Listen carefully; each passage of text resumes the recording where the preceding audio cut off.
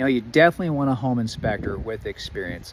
So I had a realtor a few weeks ago reach out. She was shopping for an inspector for her buyer, and she asked me what sets me apart from other inspectors. And one of the first things I tell people is that, hey, I came from a very busy market in Kansas City, where there is a diverse range of homes, you know, homes that are 150 years old to new construction, all different types of building practices and tons of different materials that were used from the past. So more than likely, if there's something very obscure, I have seen it and I know what it is.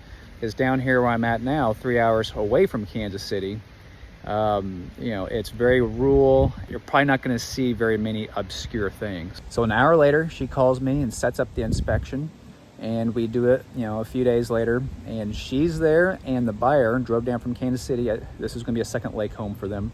And I'm doing the inspection. We go downstairs. I open up the utility room. They're with me, and there it is, a Lennox Pulse. I knew exactly what it was and knew what to tell them about it. If you don't know what a Lennox Pulse is, it's a gas furnace that Lennox produced from like the early 80s to the mid 90s. It had a very special design, and it had a bunch of recalls in the 80s because of cracked heat exchangers, and it requires some very specific maintenance.